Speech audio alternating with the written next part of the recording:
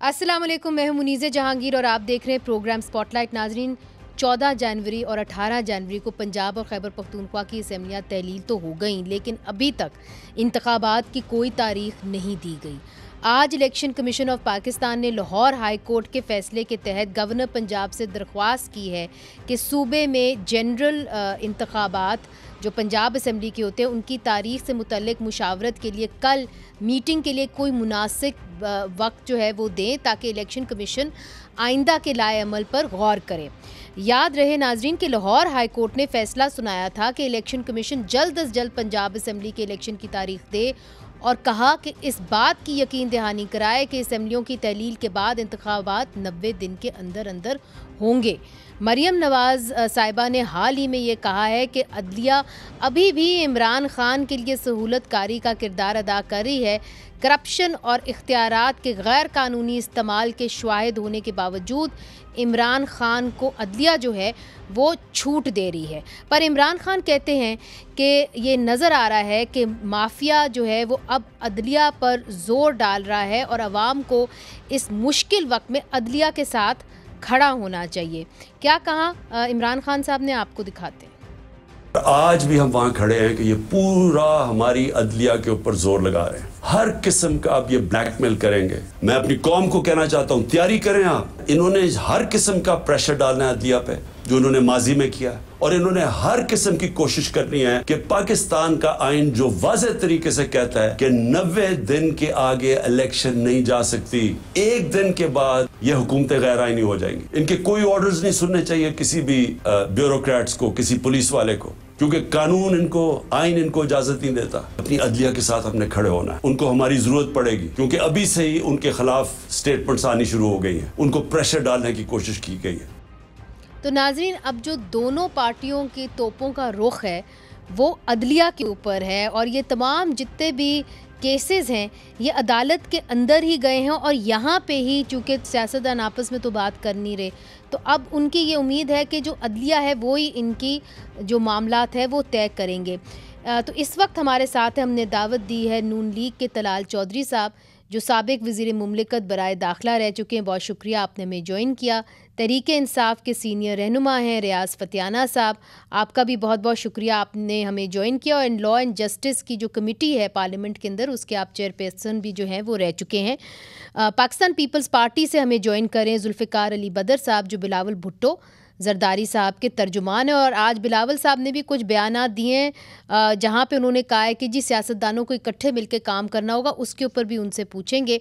सबसे पहले रियाज फतियाना साहब, आपकी जानिब आऊँगी। आपके जितने भी मेंबर्स थे, MNAs जो थे 44 के लगभग, हम तो ये सोच रहे थे कि अब चूँकि आपने ये कह दिया कि जी इस्तीफ़े वापस हो गए हैं, और एक तरीके से अदालत ने भी हुक्म दे दिया है कि जी आपके इस्तीफ़े जो हैं वो वापस ले लिए जाएं और आप वापस असेंबलियों के अंदर जाएं, तो आप असेंबलीज़ के अंदर अब तक वापस क्यों नहीं आ रहे?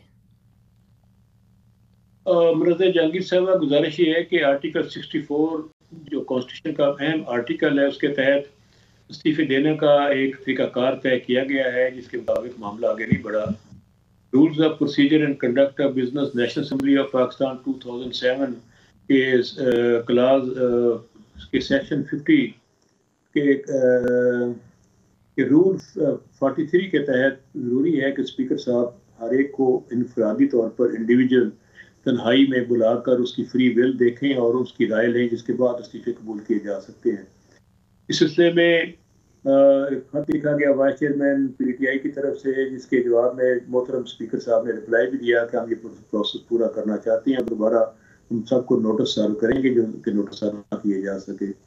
इसके तहत फिर अब जब पार्टी ने फैसला किया और इमरान खान साहब ने अनाउंस किया कि हम वापस असेंबली में जा रहे हैं, क्योंकि हमारी अब नई हिकमत अमली है, तो 35 एक दिन, 35 2 दिन के वक्फे से इस्तीफे कबूल किए गए।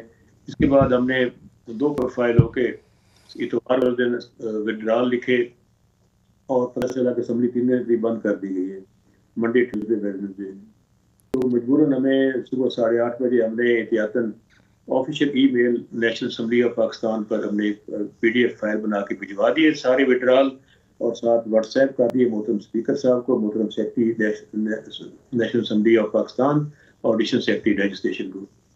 तो ये इलेक्ट्रॉनिकली जो एविडेंस हमारे पास मौजूद है, ये सफिशिएंट एविडेंस है जो अदालतों में पेश किया जा सकता है और ये मुस्तनद है। उसके बाद असम्बली सुबह बंद थी, ताले लगे हुए थे, हमने 9 बजे सुबह नहीं ठीक है रियाज साहब, ये बात तो आप जब लास्ट टाइम भी आए थे तो ये सारी बातें हो गई थी, मगर अब क्यों नहीं आप वापस जा रहे हैं असेंबलीज के अंदर? क्या आपने कोई पॉलिसी डिसीजन है पीटीआई के अंदर कि जी अभी तक आपने नेशनल असेंबली के अंदर वापस नहीं जाना? नहीं, ऐसी टेक्निकल इशू है। जब हमने कोर्ट से रजू किया तो अदालत आलिया ने, मोहतरम जज साहब ने फैसला किया कि इलेक्शन कमीशन ऑफ पाकिस्तान की नोटिफिकेशन जो है 25 जनवरी को सस्पेंड कर देते हैं। जब दूसरी बात आई स्पीकर नेशनल असेंबली की नोटिफिकेशन भी सस्पेंड करना ज़रूरी है, तो कहा गया कि उसकी नकल आपने साथ अटैच नहीं की, क्योंकि सूरत ये है कि खुद मैं गया हूँ नेशनल असेंबली में उसकी नकल लेने के लिए। जो उनकी नोटिफिकेशन है मोहतरम स्पीकर साहब और नेशनल असेंबली की मुझे नहीं दी गई, और तमाम मामला जो है वो नहीं तावन कर रहा था। फिर मैंने रिटर्न एप्लीकेशन अपने हाथ से लेकर सेक्रेटरी नेशनल असेंबली के स्टाफ को देकर रिसीव करवाई, और वो कॉपी भी हमने अटैच की थी पिटीशन के साथ। एक एविडेंस है कि हमने अप्लाई किया, हमें नकल नहीं मिली, और attested copy. Number 4, election commission of Pakistan की अपनी नोटिफिकेशन में जिक्र है कि नेशनल असेंबली की notification number such and such, उसका नंबर भी है, डेट भी है, सब कुछ है। उसके बाद जरूरत नहीं थी, लेकिन बहरहाल क्योंकि जज साहब को अख्तियार है तो उन्होंने कहा कि नहीं इसकी प्रोड्यूस करें। इसकी बिना पे उन्होंने साथ ये भी बोल दिया इलेक्शन कमीशन को कि इनका बाई इलेक्शन का, ज़मीनी इलेक्शन का शेड्यूल मत इशू किया जाए। एक तरह से हम MNA हैं और रिस्टोर हो चुके हैं, लेकिन अब इशू आ गया कि नेशनल असेंबली के स्पीकर साहब की नोटिफिकेशन जज साहब ने सस्पेंड नहीं की। उसके लिए अगेन हमने अदालत से रजू किया है और उसकी नोटिफिकेशन की कॉपी के साथ आई होप सो कि अदालत आलिया जरूर हमें इंसाफ देगी। और प्रे में तो हमने डे फर्स्ट लिखा हुआ है पिटीशन में, तो उसके बाद जो सजा होती आपको है फिर अब अदालत के फैसले का इंतजार है, और जब तक अदालत का फैसला जो है वो स्पीकर की नोटिफिकेशन के ऊपर कोई फैसला नहीं करता, तब तक जो है आप असेंबली के अंदर फिर वापस नहीं जा सकते बतौर MNAs। बहरहाल वक्त जो है वो कीमती होता है, और पाकिस्तान के पास जो है इस तरीके से वक्त कम है कि महंगाई बढ़ती चली जा रही है, मगर हमारी जो अपोजिशन है वो एक भरपूर किरदार अदा नहीं कर पा रही नेशनल असेंबली के अंदर। तलाल चौधरी साहब, आपकी जानिब आऊँगी। एक तो जो रियाज फतियाना साहब कह रहे हैं, आपको नहीं लगता कि अगर अब अपोजिशन वापस नेशनल असेंबली के अंदर आ जाती है तो एक तरीके से जो बिलावल भुट्टो जरदारी साहब भी कह रहे हैं कि कम से कम रूल्स ऑफ द गेम जो आपने तय करने के, कैसे आप लोगों ने आगे बढ़ना है, वो तय हो जाएंगे?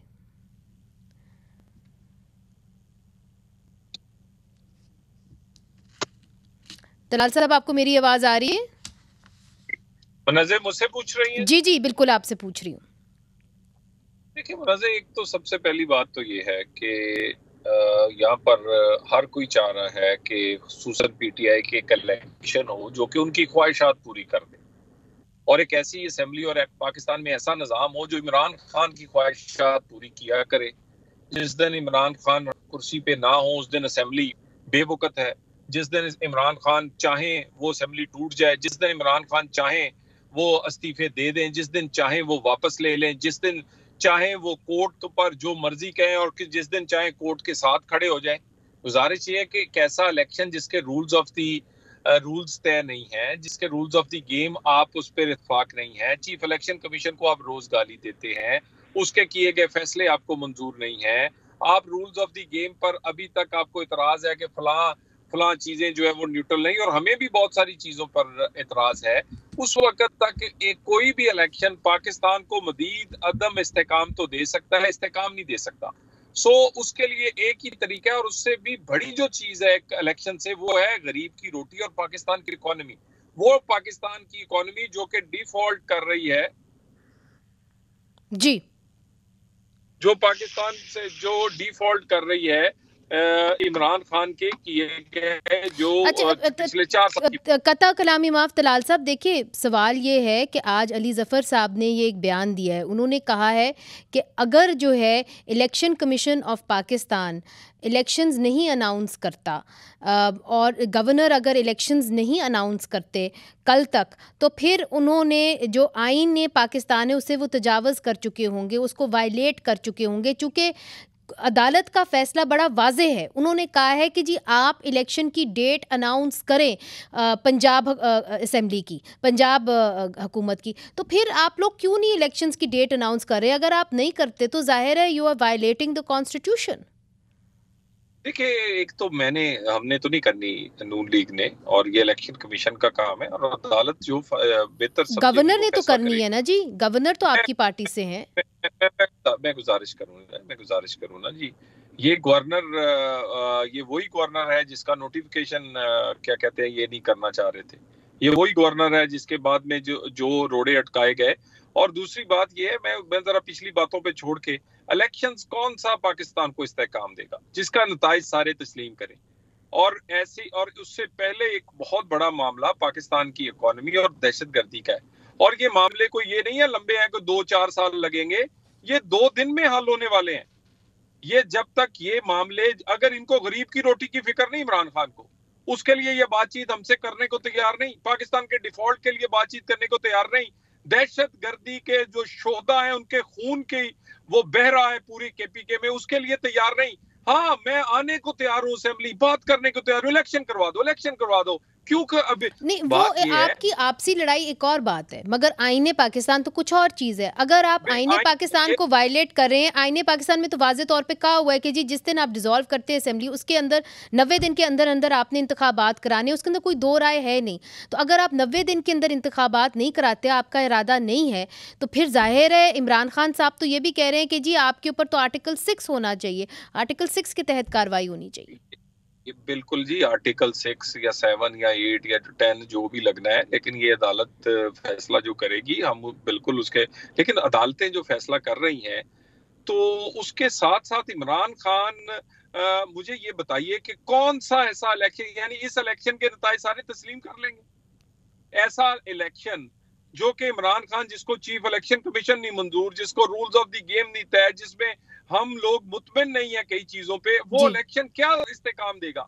और इलेक्शन से पहले ये सारी चीजें सेटल होनी चाहिए, और उससे पहले पाकिस्तान की चार्टर ऑफ इकोनॉमी और उसके बाद rules of the game, election fair and free election के लिए बातचीत, और दहशतगर्दी एक बहुत बड़ा आंसर है। और ये चंद दिनों की बात है, एक हफ्ता सियासतदान खुले दिल से बैठ जाए, खान साहब अपनी ईगो से बाहर आए, अपने लिए इक्तदार और कुर्सी से बाहर आए। और एक और बात, इनको बड़ी जल्दी है, इनका ख्याल है कि वो इस्लामाबाद हाई कोर्ट में इनके बच्चों वाला केस भी ना डिसाइड हो, इनका ख्याल है कि ना डिसाइड हो जी फॉरेन फंडिंग का केस, ना इनका ख्याल है तोशाखाना का केस डिसाइड हो। और ये चाहते ये है कि जिस तरह पहले 2 इलेक्शन लड़ लिए 13 और 18 के, ये इलेक्शन भी इसी तरह ये एक प्रेशर बिल्ड करके अपने खिलाफ चले वो तो जो केसेस हैं वो अदालतों के अंदर लड़े जा रहे हैं तलाल साहब, मगर जो आपने बात कही है कि क्या इस्तेकाम आएगा, क्या स्टेबिलिटी आएगी इन इंतखाबात से जो अभी रूल्स ऑफ द गेम तय नहीं हुए, ये बड़ा अहम सवाल है, एक अहम मौजू है। इसके ऊपर रियाज फतियाना साहब जो हैं उन्होंने बड़ी कोशिशें की कि इलेक्शन रूल्स जो हैं वो सबकी कंसल्टेशन के बाद बन जाएं। उनसे इसके बारे में पूछेंगे, छोटा सा वक्फा शामिल करते हैं, फिर हाजिर होते हैं। वेलकम बैक नाजरीन। पाकिस्तान पीपल्स पार्टी के जुल्फ़िकार अली बदर साहब ने हमें ज्वाइन कर लिया है, जो तर्जमान है बिलावल भुट्टो ज़रदारी साहब के। जुल्फ़िकार अली बदर साहब, तलाल साहब अभी हमारे साथ मौजूद थे, हम कोशिश करें कि उनके साथ जल्द से जल्द कनेक्ट भी कर लें, और हमारे साथ रियाज फतियाना साहब भी हैं। तलाल साहब की बातों से ऐसा लग रहा है कि जो गवर्नर्स हैं दोनों सूबों के, खैबर पख्तूनख्वा पंजाब के, उन्होंने जो 90 दिन के अंदर उनको टाइम फ्रेम दिया गया है उसके अंदर इन्होंने इलेक्शन अनाउंस नहीं करना। तो अब पाकिस्तान पीपल्स पार्टी की तरफ से आवाज़ें आ रही हैं कि जी 90 दिन के अंदर ही इलेक्शन अनाउंस हो जाना चाहिए। तो पाकिस्तान पीपल्स पार्टी बिलखसूस बिलावल भुट्टो ज़रदारी साहब का क्या पोजीशन है कि अगर ये नहीं अनाउंस करते 90 दिन के अंदर इलेक्शंस, तो फिर आपका इनके साथ क्या रवैया होगा? बिस्मिल्लाहिर्रहमानिर्रहीम। मुनीज़े, बहुत शुक्रिया आपने अपने प्रोग्राम में मुझे बुलाया। देखिए, पाकिस्तान पीपल्स पार्टी और पीपल्स पार्टी की लीडरशिप बिलावल भुट्टो ज़रदारी साहब इस चीज़ पे बिलीव करते हैं कि इस मुल्क के अंदर जो भी चीज़ हो आइन और कानून के मुताबिक हो, और हम ये समझते हैं कि जो इलेक्शन है कौमी असम्बली का हो या कोई दूसरी सूबे का हो, वो अपने मुकर्ररा वक्त पे होने चाहिए, ना उससे पहले होने चाहिए ना उसके बाद होने चाहिए। हाँ, ये जो सूबाई असम्बलियों का 2 सूबाई असम्बलियों का मामला है, ख़ास तौर पे पंजाब और केपी के हवाले से, इस पे मैं पीछे गवर्नर पंजाब साहब से एक दिन मिला था और गवर्नर साहब से मैंने पूछा, मैंने कहा जी ये जो आइन की आपने इंटरप्रिटेशन की है, उन्होंने कहा कि मैं बड़ा क्लियर हूँ, मैंने अपने कानूनी मुशीरान से मशवरा किया है। इसके अंदर गवर्नर अगर इस समरी के ऊपर ये जो एडवाइस आती है चीफ मिनिस्टर की, इस पे साइन नहीं करता तो फिर governor is not bound to give date for the elections. The onus of giving the date is on election commission of Pakistan. So ये अब सारा मामला जो में बादी नज़र में आ रहा है कि इलेक्शन कमीशन ऑफ पाकिस्तान ने डेट देनी है और इलेक्शन कमीशन ऑफ पाकिस्तान जो है वो अपने गिवन सर्कमस्टांसिस को देखते हुए जो उनकी मुआशी और एडमिनिस्ट्रेटिव सूरत हाल है, उन्होंने अपना तो फिर ये गवर्नर की स्वाबदीद नहीं है, ये जो बॉल है it is in the court of the election commission. उन्होंने डेट देनी है खैबर पख्तूनख्वा और पंजाब के इलेक्शंस की। जी एग्जैक्टली जो चीज़ मुझे समझ में आई थी ना गवर्नर साहब से डिस्कशन करने के बाद, वो यही आई थी कि अगर चीफ मिनिस्टर की एडवाइस के बाद गवर्नर साहब साइन कर देते समरी को एडवाइस के ऊपर, तो फिर governor was bound to give date for the elections. लेकिन अगर गवर्नर ने साइन नहीं किया और 48 आवर्स के बाद ऑटोमेटिकली समरी असेंबली डिसॉल्व हो गई और the ball is in the court of election अच्छा, commission। इसलिए मैं आपसे ये सवाल करी थी क्योंकि लतीफ़ खोसा साहब जो थे वो एक प्रोग्राम के ऊपर आए हुए थे और उन्होंने तंकीद की पाकिस्तान मुस्लिम लीग नून के ऊपर कि क्यों नहीं आप जो है डेट दे रहे, आपके जो पुलिस के कमिश्नर्स हैं वो आके ये कह देते हैं कि जी ना हमारे पास हम इस किस्म के माहौल के अंदर इलेक्शंस करा ही नहीं सकते, यहाँ पे दहशतगर्दी हो रही है। फिर आपके इंटीरियर मिनिस्टर कहते हैं कि जी हम तो पुलिस नहीं दे सकते, रेंजर्स नहीं दे सकते। फिर आपकी जो इकोनॉमिक अफेयर्स डिवीजन है, आपके जो फाइनेंस डिवीजन है, वो कहते हैं हमारे पास वसाइल नहीं है, पैसे नहीं है। तो फिर कैसे इलेक्शंस होंगे? पैसे भी नहीं है और सिक्योरिटी भी नहीं है। देखिए लतीफ़ खोसा साहब हमारे बड़े हैं, उनका अपना पॉइंट ऑफ व्यू होगा, उन्होंने किस बात पे क्या, मैंने तो उनका प्रोग्राम नहीं सुना। लेकिन असल बात यह है कि ये जो इससे पहले मैंने बात की थी गवर्नर साहब के हवाले से, वहीं से आगे मैं बात को लेके जाते हुए कि गवर्नमेंट ने देखें election of commission of Pakistan ने जब ये डेट अनाउंस करनी है, उसके बाद एडमिनिस्ट्रेटिव जो फैसले हैं और फेडरल गवर्नमेंट से सपोर्ट लेनी है और उसके ऊपर जो ग्राउंड रियलिटीज़ पे पैसे खर्च होने हैं, वो सारा तो फेडरल गवर्नमेंट ने ही करना है। तो इसके ऊपर ज़ाहिरी बात है फिर गवर्नमेंट के साथ सारा मामला तय करके ही इलेक्शन कमीशन करवा सकते हैं। इट्स इंडिपेंडेंट अथॉरिटी, बट उसके पास खुद के पास पैसे नहीं है कि वो जाके इतने पैसे खर्च कर दे। जाहिर है उन्होंने हुकूमत से ही लेना है। रियाज फतियाना साहब, अब क्योंकि इंटीरियर मिनिस्ट्री ने कह दिया कि जी हम आपको रेंजर्स भी नहीं दे सकते, हम आपको पुलिस भी नहीं दे सकते, इलेक्शन कमीशन को उन्होंने ये कह दिया। फिर हमने देखा है कि फाइनेंस डिवीज़न ने ये कह दिया कि जी हमारे पास वो वसाइल ही नहीं है, हम आपको पैसे नहीं दे सकते। और एक राय है गवर्नर्स जिसका बरमला इजहार भी कर चुके हैं कि जी इतना महंगा इलेक्शन हम दो इलेक्शंस करेंगे। तो फिर इसके ऊपर कोई बात तय हो सकती है पीटीआई और मौजूदा हुकूमत के दरमियान के तमाम इलेक्शंस जो हैं वो एक ही दिन एक ही महीने के अंदर हो जाएं, सितंबर अक्टूबर के अंदर? देखें, मुझे गुजारिश है कि पाकिस्तान एक इस्लामिक डेमोक्रेटिक स्टेट है, बनाना रिपब्लिक नहीं। अवाम और रियासत के दरमियान जब एक तमदनी माहिदा सोशल कॉन्ट्रैक्ट होता है तो रियासत और अवाम एक दूसरे के साथ कुछ चीज़ें तय करते हैं। आइन के आर्टिकल 224 में वाज़े है कि अगर असम्बली तोड़ दी जाए तो 90 डेज मुद्दत पूरी करे अपनी आइनी, तो 60 दिन के अंदर इंतखाबात जरूरी लाजम है, मैंडेटरी है। आर्टिकल 254 आइन का पाबंद करता है तमाम इदारों को, रियासती इदारों को, कि आइन के किसी शिक पे अमल ना हो रहा हो तो उनकी जिम्मेदारी इस पर मदरामद कराएं। वो इंतज़ामिया हो, वो इलेक्शन कमीशन ऑफ पाकिस्तान हो, वो रियासत की इलामत गवर्नर हो, ये सब पाबंद है आइन के आर्टिकल 254 पे कि आर्टिकल 224 पर अमल दरामद करवाएं।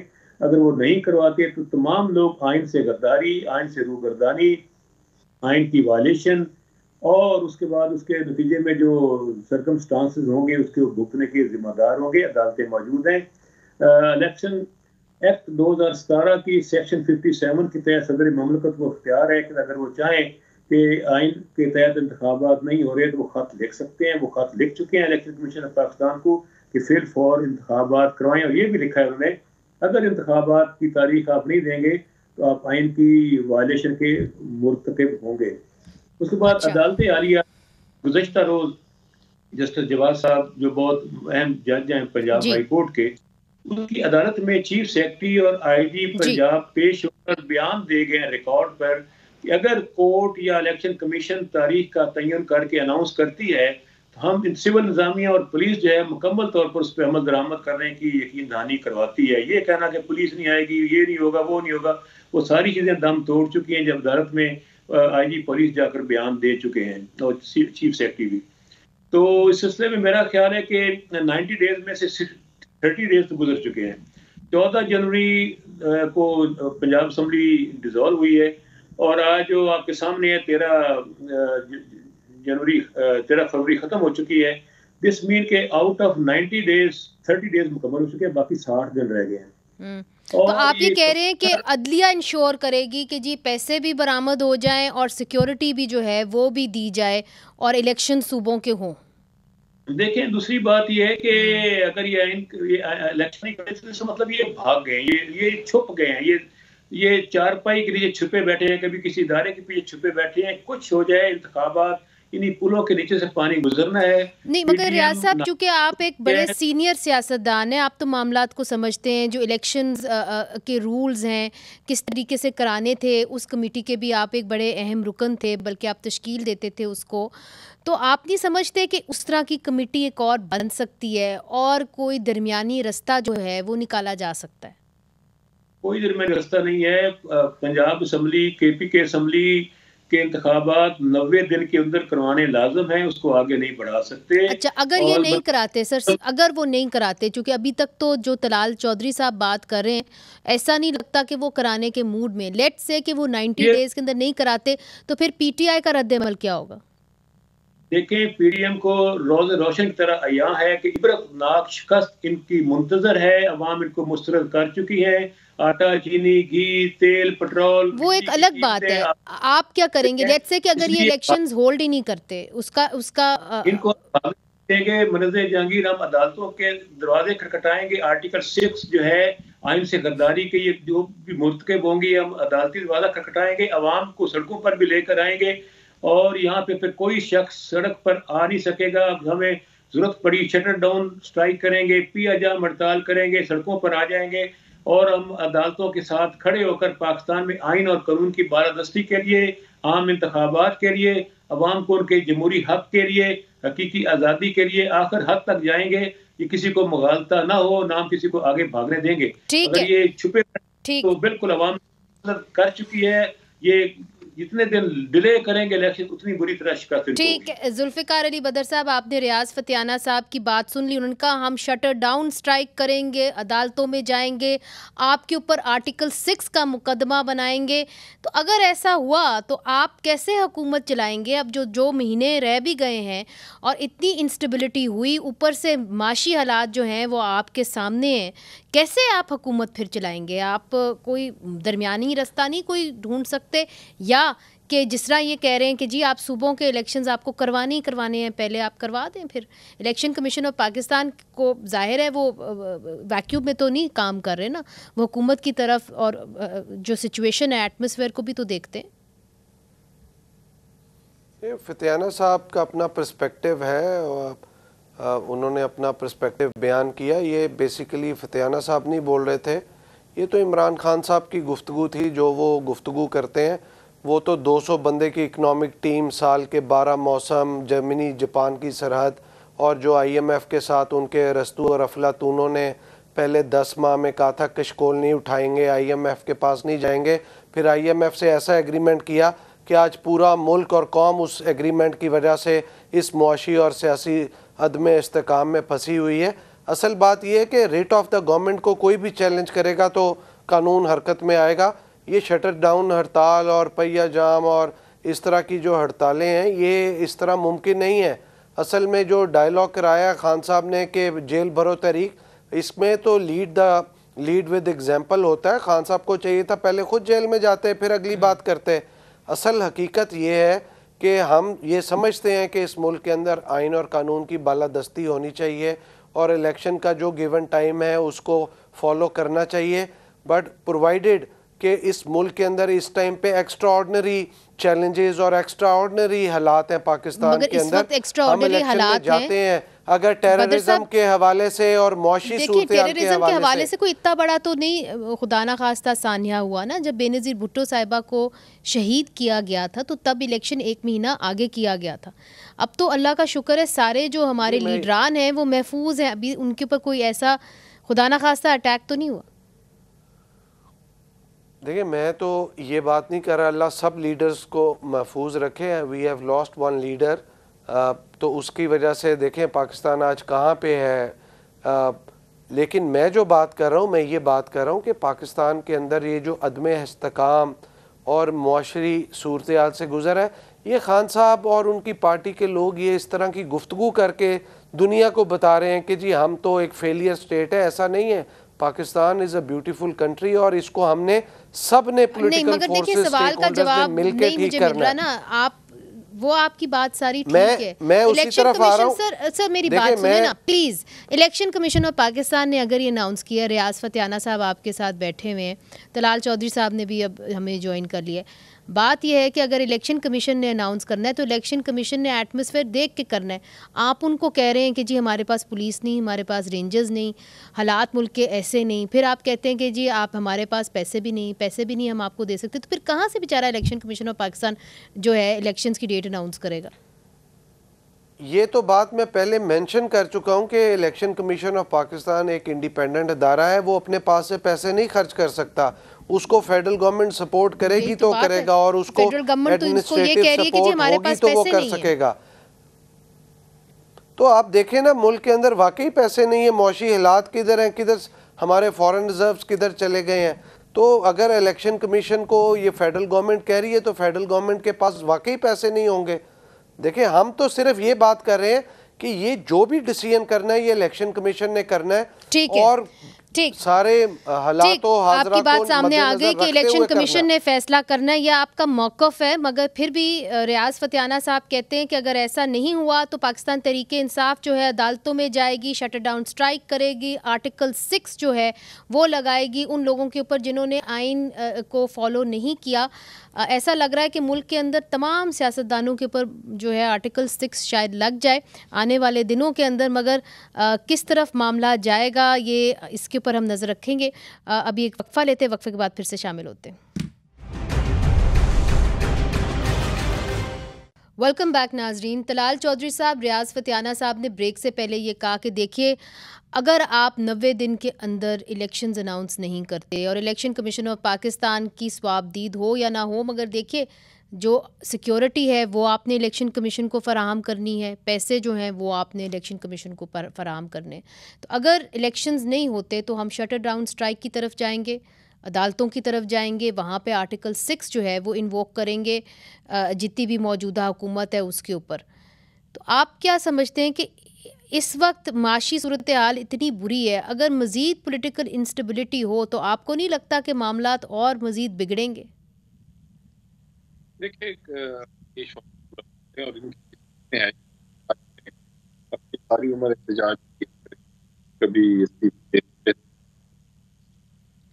आपकी आवाज़ साफ नहीं आ रही। कभी असेंबली पे ना जाने पे खुशी और कभी असेंबली जाने की जिद, ये एहतजाज ही करते रहेंगे सारी उम्र। अब ये इनकी किस्मत में लिखा गया है। बाकी रही बात आर्टिकल 6 की, तो अदालतें मौजूद हैं, बिल्कुल ये जाएं ताकि पता चल जाए कौन आर्टिकल 6 का मुजरिम है, और हमें धमकाने की कोशिश ना करें। इलेक्शन कमीशन एक आज़ाद अदारा है, उसको तस्लीम करें उसकी, और ये तस्लीम करें कि चीफ इलेक्शन कमीशन जो है वो जो फैसले और जो कुछ कर रहा है वो बिल्कुल आइन और कानून के मुताबिक है, और वो इलेक्शन कमीशन ने इलेक्शन करवाने हैं। इलेक्शन कमीशन, माफ़ करिएगा, कराने तो इलेक्शन कमीशन ने है, मगर जब इलेक्शन कमीशन ने दरियाफ्त किया तो उनको कहा गया कि जी इंटीरियर मिनिस्ट्री ने, और आप तो इंटीरियर के मामलात को अच्छी तरह समझते हैं, कि ना हम आपको सिक्योरिटी फराहम कर सकते हैं, ना रेंजर्स ना पुलिस, और जो फाइनेंस डिवीजन उनका कि हमारे पास रकम ही नहीं है आपको देने के लिए इलेक्शंस के लिए, तो वो फिर इलेक्शन कमीशन कैसे कराए इलेक्शन? देखिए ये एक दफा फिर अदालत चले जाए ना, और उसके बाद वो डिपार्टमेंट्स को बुला लेंगे, हुकूमत को भी बुला लेंगे, और अगर हुकूमत कहीं गलत कह रही होगी तो यकीनन उस पर फिर क्या कहते हैं एक्शन। और हुकूमत, इससे पहले एक हुकूमत थी जो इमरान खान की थी, उसमें एक मुश्तरका मफादात की कौंसल जिसमें तमाम वजीर आला होते हैं, तमाम आपकी इकाइयाँ होती हैं, उन्होंने एक फैसला किया था, वो भी अदालत के सामने जाएगा, उस फैसले का भी पता चल जाएगा कि वो उसकी क्या, इसके साथ साथ बाकी चीजें। और मैं आपको एक दोबारा कह दूं, कोई ऐसा इलेक्शन नहीं इस मुल्क में होना चाहिए जो इमरान खान की ख्वाहिश पूरी करे। हाँ, वो इलेक्शन जरूर होना चाहिए, वो 90 दिन में हो या 60 दिन में हो, या जो पाकिस्तान की जरूरत पूरी करे, जिसके रूल्स ऑफ द गेम तय हो, जिसके नताइज को सब तस्लीम करें, जो पाकिस्तान के लिए इस्तेकाम का बायस बने। पाकिस्तान की मगर तलाल साहब, एक बात तो उन्होंने ऐसी की है जो आप भी कभी करते थे, उन्होंने कहा कि ये नहीं हो सकता कि अथॉरिटी कहीं और हो और इख्तियारात जो हैं वो किसी और के पास हो। उनका इशारा आर्मी चीफ की तरफ था। तो कम अज़ कम आप और बिलावल भुट्टो ज़रदारी साहब की भी आज जो उन्होंने कहा है, फतियाना साहब हवाला देते हुए पाकिस्तान तहरीक इंसाफ का, वो भी आपको सुना देते हैं, फिर उससे आपसे पूछते हैं। सुनाइए। ऐसा कोई गैर जमहूरी कदम लिया जाए तो पाकिस्तान पीपल्स पार्टी के चेयरमैन से लेके सेंट्रल एग्जीक्यूटिव कमेटी मेंबर से लेके कारकुन तक हमें मौका नहीं होगा कि हम खामोश रहे। हमारा जमहूरियत को, हमारा आइन को, हमारा इंसानी हकूक को जहाँ से भी हमें लगता है कि कोई खतरा है, हम उसको काउंटर कर सकेंगे। आइन जो होता है वो एक रूल्स ऑफ द गेम होता है। मैं नहीं समझता हूँ कि जमहूरी निज़ाम सही तरीके से चल सकता है जब आपका जो ऑपोजिशन है वो इतना एक गैर संजीदा अप्रोच रखते हैं। उन्होंने ऐसे फैसले लिए, ऐसे सियासी इंतहा पसंदी के मुताबिक फैसले लिए जिससे वो आप पार्लियामान का भी हिस्सा नहीं है, वो ना कोई सही निज़ाम के हिस्से हैं। वो कहते हैं कि हम दहशतगर्दों से और टीटीपी से और एपीएस के कातिलों से बात कर सकते हैं, मगर अपने पार्लियामान में जो साथी हैं, अवाम के जो नुमाइंदे हैं, उनसे हम बात नहीं कर सकते। तो रियाज फतियाना साहब, बिलावल भुट्टो ज़रदारी साहब की आपने बात सुनी। उन्होंने कहा कि जी रूल्स ऑफ द गेम अब तय करने का वक्त आ गया है। तो अगर आप तालिबान के साथ मुज़ाकरात कर सकते हैं तो आप सियासतदानों के साथ क्यों नहीं मुज़ाकरात कर सकते? हमने कब इनकार किया मुज़ाकरात करने से? और मैं समझता हूँ कि हम तो ये मुज़ाकरात के पार्लियामेंट में वापस जाने का फैसला करके आगे जा रहे थे, तो धड़ाधड़ इस्तीफे कबूल करने शुरू कर दिए। 35 इस्तीफे पर 35 इस्तीफे पर 43 इस्तीफे। तो आपने तो खुद हकीकी अपोजिशन को बाहर निकालने में भी कसर उठा नहीं रखी, और एक फ्रेंडली अपोजिशन उधर बिठाकर बैठे हुए हैं। क्या मैसेज दे रहे हैं? कौन सी जमहूरियत? इसी जमहूरियत का नाम है। और फिर हम तो समझते हैं कि अवाम के मसाइल दुखों का मदावा होगा ही उस दिन। पाकिस्तान में सियासी इस्तेकाम होगा तो माशी इस्तेकाम होगा, तभी महंगाई कम होगी। और दूसरा ये कि अगर ये पैसा नहीं देंगे इलेक्शन कमीशन ऑफ पाकिस्तान को, वो एक आईनी इदारा है, वो इनके खिलाफ तौहीने कंटेम्प्ट की प्रोसीडिंग कर सकता है, इनको डी नोटिफाई कर सकता है, इनको गुजरा कराम को, इनकी बाकी अफसरान को, उनको समझ जारी कर सकता है। कुछ भी ना करे। आखिरी हद ये है कि पहले कोई एडवांस रकम नहीं देनी पड़ती हमले को या बाकी लोगों को। वो इलेक्शन अनाउंस कर देगा, बिल बाद में पे होते रहेंगे, कोई इशू नहीं है। उधार के साथ भी काम चल जाएगा। इलेक्शन कमीशन ने कौन से 5 लोगों को पे किए होते हैं? हमेशा एंड पे पैसे जाते हैं। ऑर्डर होगा और रियासत कौन सा वो कोई किसी की खोखा है, किसी का को भाग जाएगा वहां से। इलेक्शन कमीशन ऑफ पाकिस्तान है और वो उधार भी काम करवा के इलेक्शन करवाएगा। नहीं होगा तो फिर आपके सामने डालते हैं। ठीक है रियाज फतियाना साहब, मगर इमरान खान साहब ने जो वॉइस ऑफ अमेरिका को इंटरव्यू दिया, बदर साहब, उन्होंने ये कहा कि if the authority lies with the army chief, responsibility lies with the prime minister, no management system works. तो जब बिलावल भुट्टो ज़रदारी साहब कहते हैं कि आप रूल्स ऑफ द गेम को तय कर लें, तो फिर क्या आप इसके ऊपर भी बात करेंगे कि आपने आगे कैसे चलना है, ख़ासतौर पे सिविल मिलिट्री के हवाले से और सिविलियन बालादस्ती के हवाले से? देखिए बिलावल साहब का तो बड़ा दो टोक। जी बदर साहब। जी बदर साहब। देखिए बिलावल भुट्टो ज़रदारी साहब का बड़ा दो टोक मौक़िफ़ है और पार्टी की पॉलिसी बड़ी क्लियर है इसमें कि कोई भी सिविल मिलिट्री रिलेशनशिप होना चाहिए जो कॉन्स्टिट्यूशन कहता है। कॉन्स्टिट्यूशन के अंदर जो चीज़ लिखी जा चुकी है उसी हवाले से रिलेशनशिप होना चाहिए, ना उसको कोई बाईपास करें, ना उसके ज़्यादा उसको डिप्रेस किया जाए। तो उसके अंदर जो सिविल मिलिट्री रिलेशन है वो तभी चल सकता है जब आपको अपनी रिस्पॉन्सिबिलिटी का पता होगा, जब आप अच्छे तरीके से काम करेंगे, जब तमाम स्टेक होल्डर्स बैठ के एक वर्किंग रिलेशनशिप डेवलप करेंगे। ठीक है, बिल्कुल। मेरा आखिरी मिनट रह गया। तलाल चौधरी साहब, बदर साहब का तो ये एक राय है, मगर आप भी एक ज़माने में वोट को इज्जत दो की बात करते थे, तो आज इमरान खान साहब भी कह रहे हैं कि वज़ीर आज़म को इज्जत दो। आप समझते हैं कि इन पैरामीटर्स के ऊपर सियासतदानों के अंदर कोई लाए अमल तय हो सकता है कि आखिरकार सिविल मिलिट्री रिलेशंस पाकिस्तान में होनी कैसी हैं? तलाल साहब आपकी आवाज़ ही नहीं आ रही। जी तलाल साहब आपकी आवाज़ नहीं आ रही। मेरा ख्याल है तलाल साहब की आवाज़ नहीं आ रही। तो तलाल साहब बहुत बहुत शुक्रिया, आपने हमें ज्वाइन किया। बदर साहब आपका भी बहुत बहुत शुक्रिया। रियाज फतियाना साहब, नाजरीन ये एक बड़ा सवाल है, इसके ऊपर एक और प्रोग्राम ज़रूर रखेंगे, मगर आज चलें याद कर लेते हैं चलते चलते जो आवाज़ और अंदाज़ के बेताज बादशाह थे ज़िया मोइनुद्दीन साहब, आज वो इंतकाल कर गए और कराची में उनकी तदफीन हो चुकी है।